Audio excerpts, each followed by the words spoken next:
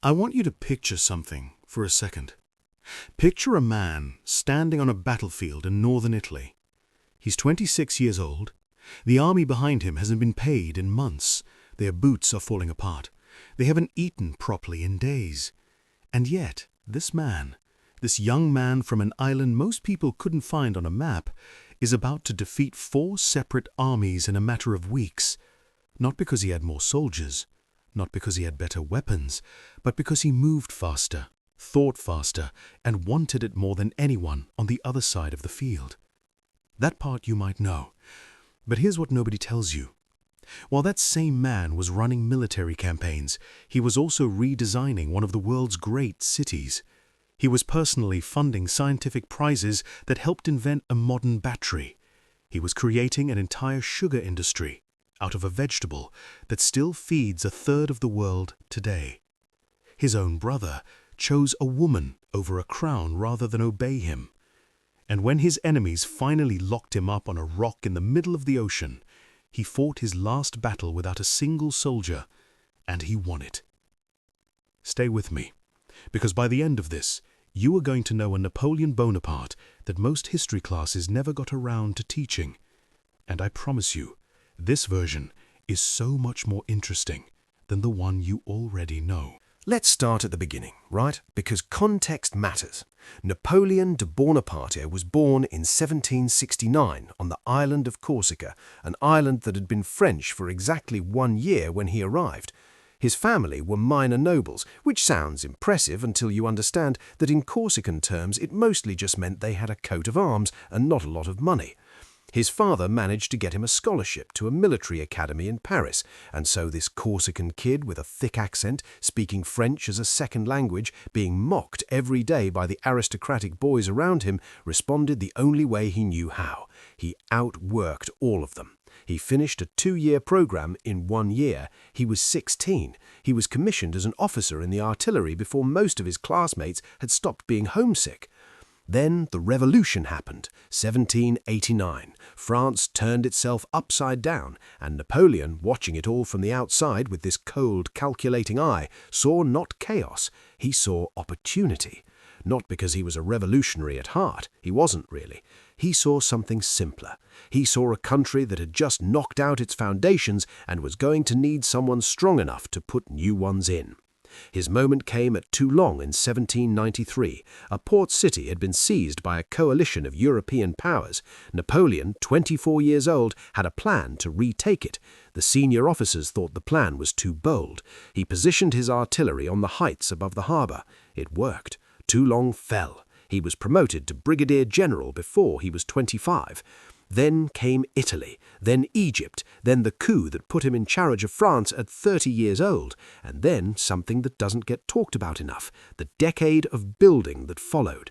The Napoleonic Code, which standardized law across France and is still the foundation of legal systems in dozens of countries today, from Belgium to Quebec to Louisiana to half of Latin America. The Bank of France, the baccalaureate, the network of schools, the concordat with the Pope that ended the religious civil war the revolution had started, the reorganization of everything, tax, law, education, administration, from the ground up. And on the battlefield, Austerlitz in December 1805 is still studied in military academies around the world. He feigned weakness on one flank, drew the enemy in, then hit them where they weren't ready. The combined Austrian and Russian armies were destroyed in a single afternoon. Jena Auerstadt in 1806 effectively ended Prussia as a military power in 2 days. By 1807, Napoleon had redrawn the map of Europe more completely than anyone since Julius Caesar. That's the story most people know: the general, the emperor, the exile, the defeat. But here's the thing. That story is maybe 30% of who this man actually was. And the other 70%, that's where it gets really, truly interesting. Okay, so let's talk about Paris. When you walk down the Champs-Élysées today, or you cross the Pont des Arts, that beautiful iron footbridge over the Seine with all the padlocks on it, or you stand in front of the Arc de Triomphe at night when it's all lit up gold, you are standing inside something Napoleon designed. Not inspired, not influenced, designed, deliberately, with the same focused, organized intelligence he brought to military campaigns. Because here's what people forget. Napoleon didn't just want to win wars. He wanted to make Paris the capital of the world. Literally, that was the goal. And he came after it the same way he came after everything else, systematically, boldly, without apology. He commissioned the Arc de Triomphe in 1806, right after Austerlitz. He commissioned the Vendôme column, cast from 1,200 cannons captured from defeated armies as a kind of visual statement. Look what we took. Look what we turned it into. He commissioned the Church of the Madeleine, but here's the part that got quietly erased from history. It wasn't built to be a church. It was designed as a temple to the glory of the French army, a monument to military power, modeled on a Greek temple. The Bourbon Restoration turned it into a church after Napoleon fell. Most people walking past it today have no idea it was ever anything else. Beyond the monuments, he went after the city itself. He built new bridges, the Pont de Yenne, the Pont Austerlitz, the Pont des Arts. He installed a dozen public fountains, including the Fontaine du Palmier, specifically to get cleaner water to a population that had been drinking from the Seine. He expanded and modernized the sewer network, laying the groundwork for the infrastructure that would later make Paris one of the most livable cities in Europe. He organized the markets. He brought order to food distribution in a city that had almost starved within living memory. None of this was generosity, let's be clear. Napoleon approached city planning the same way he approached logistics. A city with clean water has fewer epidemics. A city with wide streets is easier to control. A city covered in monuments that say "we won" is a city where people feel pride instead of resentment. The granite he always talked about throwing on the soil of France, the foundations, the durable things, they weren't just a metaphor. They were the Pont des Arts. They were the Fontaine du Palmier. And they are still there. Now, here is a title that Napoleon Bonaparte actually held officially that almost nobody ever mentions. Member of the National Institute of France, elected 1997, class of Mechanical Arts. Not honorary, not symbolic. He sought election, he attended sessions, he participated in debates. Because the thing about Napoleon that the image of the emperor on a horse makes it easy to miss, this man genuinely loved science, as in personally, deeply, the way some people love music or sport. At military school, he had excelled in mathematics. His private journals include discussions of geometry.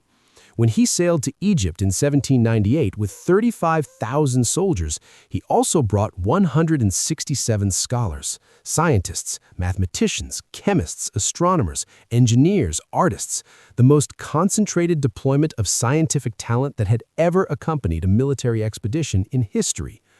Among them were two men who became his closest scientific friends.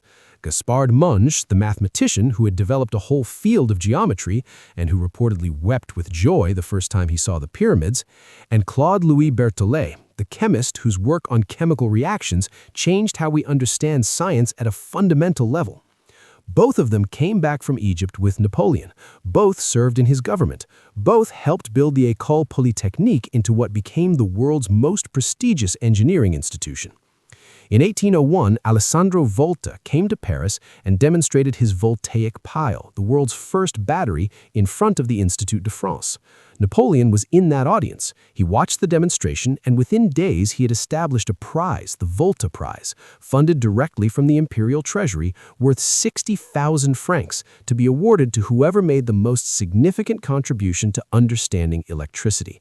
60,000 francs, that was an extraordinary amount of money. It drove a decade of intensive research that laid the foundations for the science of electromagnetism, the science that gave us everything electrical that came after. Pierre-Simon Laplace, the mathematician whose work on probability, celestial mechanics, and the mathematical structure of the universe makes him one of the most important scientists who ever lived, served in Napoleon's government. Napoleon later joked that Laplace brought the spirit of the infinitely small into his administration, which honestly is one of the funniest things Napoleon ever said. Laplace was eventually made the Marquis de Laplace by the king who came after Napoleon, but the career and the recognition, those were built in the Napoleonic era. He did not fund science from a distance. He sat in the room. He argued. He engaged. He believed that French intellectual power and French military power were the same project, expressed in different languages. March 20, 1815, Napoleon walks back into Paris. He'd escaped from the island of Elba 11 months into his first exile. He landed in the south of France with just over 1,000 men, and the army sent to arrest him joined him instead, regiment by regiment, division by division. He reached Paris without firing a single shot. It is the most audacious political comeback in European history, and it is still almost impossible to believe it actually happened. Most people know how this story ends. Waterloo, June 1815, the final defeat, the second and permanent exile. But between March and June, Napoleon did something that almost nobody talks about. He tried to become a different kind of ruler. Benjamin Constant was maybe Napoleon's most famous liberal critic. He had spent years writing that Napoleon's empire was everything the revolution had promised to destroy. He had compared Napoleon to Attila and Genghis Khan in print. Napoleon had read it. Napoleon had noted the comparison, and when he returned to Paris, he invited Constant for a private conversation. What came out of that conversation was a document signed on April 22, 1815, the Acte additionnel aux constitutions de l'Empire, drafted by Constant himself. It proposed a two-chamber parliament, guaranteed press freedom, guaranteed religious liberty, made ministers accountable to elected representatives. Napoleon, the man who had censored newspapers and built a secret police force, was now offering, in writing, to constrain his own power. A vote was held. It was ratified. But here's the thing that makes this story complicated. The abstention rate was massive. Millions of eligible voters just didn't show up. After revolution, terror, empire, restoration, and now empire again, all within one generation, people were exhausted. Or they didn't believe him. Or both. Constant himself, the man who had compared Napoleon to Genghis Khan, wrote in his private journal, "I have worked with him. He is a man of astonishing intelligence." The liberal empire that this document pointed toward never got to prove or disprove itself.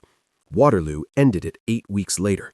But the document is real, the signatures are real, and the question it asks, whether a man defined by absolute power can genuinely choose to give some of it away, that question does not have a clean answer, even now. Okay, I need to tell you about sugar, because this one genuinely surprised me. In 1806, Napoleon issued the Berlin Decree and launched what he called the Continental System, a Europe-wide blockade of British trade. The idea was that if you cut Britain off from European markets, the British economy would collapse. It didn't work. Britain had the world's most powerful navy, global trading networks, and enough creative smugglers to keep goods flowing regardless. The blockade as a weapon against Britain failed. But here is the story nobody tells about the Continental System, what it did to France. Before the Revolution, France had been supplied with cane sugar from the Caribbean, primarily from Saint-Domingue, which is Haiti today. The Haitian Revolution had already disrupted that supply. The British naval blockade cut it off almost entirely. Sugar prices in France went through the roof. Ordinary people couldn't afford it. Napoleon looked at this problem the way he looked at all logistical problems, as something to be solved by organized intelligence and state power. The science existed. A Prussian chemist named Marggraf had shown back in 1747 that you could extract sugar from beets. His student had built the world's first beet sugar factory in 1801. But without money and political will behind it, the technology had just been sitting there as an interesting idea. Napoleon changed that. In 1810, he offered a prize of 200,000 francs, an enormous sum, for improvements in beet sugar extraction. In March 1811, he issued an imperial decree making beet sugar a strategic national industry and ordering 100,000 hectares of French farmland to be planted with beet sugars. On January 2, 1812, he visited the factory of a man named Benjamin Delessert, who had refined the extraction process to the point where it actually worked commercially. Napoleon watched the demonstration, tasted the sugar, and, on the spot, removed the Legion of Honor from his own coat and pinned it to Delesert's.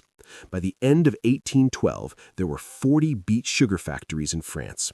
By 1813, there were roughly 300. The industry Napoleon forced into existence in 3 years of directed policy became the foundation of the European beet sugar industry. And today, beet sugar supplies approximately 30% of all the sugar in the world, tens of billions of dollars annually, supermarkets across Europe and beyond.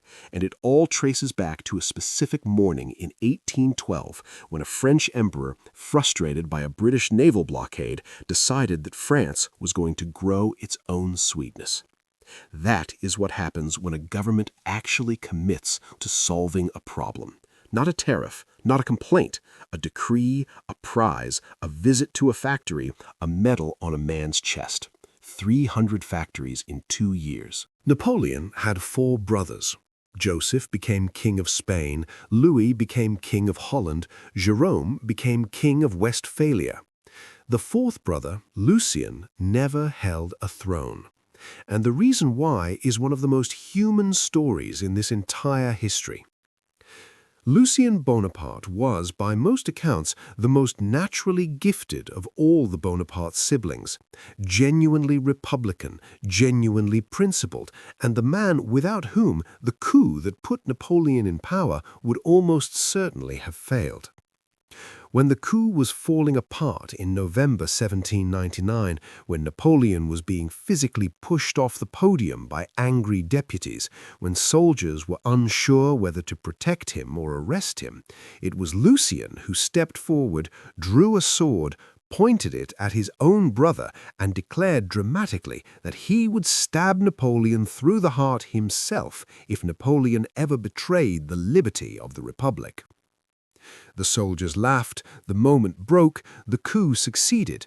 Napoleon owed Lucien everything.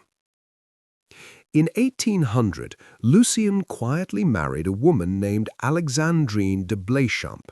She was the widow of a stockbroker, no political connections, no diplomatic value. Napoleon hadn't approved the marriage, but Lucien loved her, and for a while Napoleon let it go.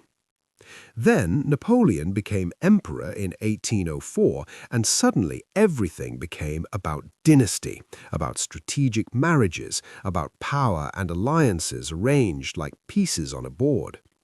Napoleon needed Lucien to divorce Alexandrine and marry a European princess, specifically the Queen of Etruria, to cement an alliance with Spain. He didn't ask, he commanded. He was the Emperor of France. His brother would do what the empire required. Lucien said no, immediately, absolutely. He loved his wife, he had made vows to her, he was not a chess piece, he was not going to trade her for a throne. And Napoleon, the same man who in 1809 would divorce his own beloved Josephine, the woman he had genuinely loved, for exactly this kind of dynastic calculation, could not process the refusal. In April 1804, Lucien took Alexandrine and left for Rome. Not formally banished, not marched to the border under guard, he chose to go.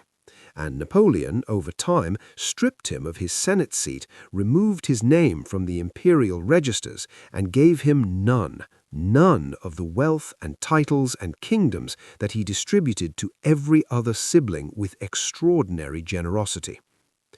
Lucien tried to sail to America in 1810 to escape the whole situation entirely. The British Navy stopped his ship. He spent 4 years as a prisoner in England, apparently spending a good portion of that time discussing Virgil with his captors. He came back to Napoleon's side during the 100 Days of 1815, one last act of loyalty when the whole world had turned. It didn't change anything. He died in 1840, still married to Alexandrine. The marriage lasted 40 years. He chose a woman over a crown, and he never once seemed to regret it. Napoleon's official mythology has always quietly stepped over Lucien because his story doesn't fit the script. It shows that the most powerful man in Europe could not make his own brother obey him. Not because Lucien was weak, because he wasn't. And then there is St. Helena. St. Helena is one of the most remote inhabited islands on Earth. South Atlantic Ocean, 1,200 miles from Africa, 1,800 miles from South America. The British chose it deliberately as Napoleon's final prison because the Elba situation, where he had simply sailed away from his first exile, was not going to be repeated. Napoleon arrived in October 1815. He was 46. He was assigned to a damp, fog-prone farmhouse called Longwood House on a plateau in the island's interior, where it rained constantly and the rats were a persistent problem.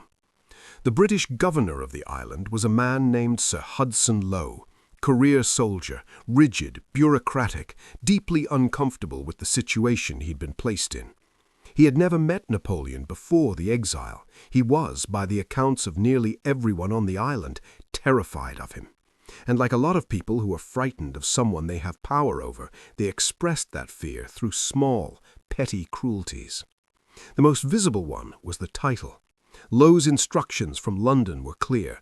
Napoleon was to be addressed as Napoleon Bonaparte, not emperor, not general, not even Napoleon. Lowe went back to the original Corsican spelling, Bonaparte, as if to strip him of even his French identity.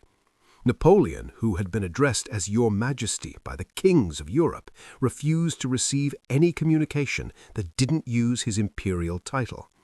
Lowe refused to send any that did. A war of protocols conducted entirely in the address lines of letters, while the man who commanded the Grande Armée sat in a damp farmhouse on a volcanic rock in the middle of the ocean. Lowe also assigned a British officer to personally catch sight of Napoleon every single day and report his location. Napoleon found this so intolerable that he started barricading himself in his rooms, refusing to appear. The officer would report "not sighted" day after day. Lowe would send agitated notes demanding access. Napoleon would send back notes pointing out that he was not a package to be inventoried. But inside Longwood House, Napoleon was doing something much more important than arguing about titles. He was writing. Or more precisely, he was talking, and his companion, Emmanuel de Las Cases, was writing everything down, every day. Every memory, every campaign, every decision, every version of every story that Napoleon wanted history to remember. He revised as he went. He softened things that needed softening. He sharpened things that needed sharpening. He understood completely and clearly that the battlefield he was fighting on now was not a field in Belgium or Italy or Egypt. It was the future. It was the judgment of people who hadn't been born yet, and he was going to make sure they heard his version first. Lowe discovered the journals in December 1816 and expelled Las Cases from the island, but it was too late. Las Cases left with his notes intact. He published the Memoire de Saint-Hilaire in 23, 2 years after Napoleon died. It became one of the best-selling books of the entire 19th century. Victor Hugo read it, Stendhal read it, Tolstoy read it. The Romantic generation of European writers absorbed it completely, and the Napoleon they wrote about, the man of genius betrayed by lesser minds and smaller spirits, was the Napoleon that Las Cases had recorded in those secret journals in Longwood House. The Napoleonic legend that eventually brought Napoleon's nephew to power as Napoleon III was substantially a product of that damp farmhouse, of a dying emperor and a loyal friend and a petty bureaucrat who didn't understand what was actually happening on his island. Napoleon died on May 5th, 51 years old. Stomach cancer, most likely, though arsenic from the wallpaper at Longwood has never been fully ruled out. His last battle had no soldiers. It had no cannons, no cavalry, no flanking maneuvers. It was a man in a failing body, dictating his story to a friend, while a small-minded official tried to control his daily movements. He won that one, too. So here is the Napoleon that history half remembers. not just the general, the man who turned the Arc de Triomphe and the Pont des Arts and the Fontaine du Palmier into the bones of modern Paris. The man who sat in the Institut de France, argued with mathematicians, and paid 60,000 francs out of his own treasury to advance the science of electricity. The man whose most famous critic helped him draft a constitution. The man whose own brother chose love over a kingdom and never looked back. And the man who, when they finally put him somewhere he couldn't escape, turned his prison into a publishing operation and shaped the imagination of the 19th century from a rock in the South Atlantic. He was also a man who reimposed slavery in the Caribbean, reversing one of the revolution's most radical acts, whose wars killed millions, whose ambition consumed a continent. Greatness and catastrophe do not always cancel each other out. Sometimes they are the same thing, wearing the same face. But the next time someone tells you the story of Napoleon Bonaparte, the short general who lost at Waterloo, you now know that that story is maybe 30% of the picture. The other 70% is stranger, more complicated, more human, and so much more interesting. Thank you for watching. If you want more stories like this, ones that go past what the textbooks bother to tell you, follow along. I do this all the time. See you in the next one.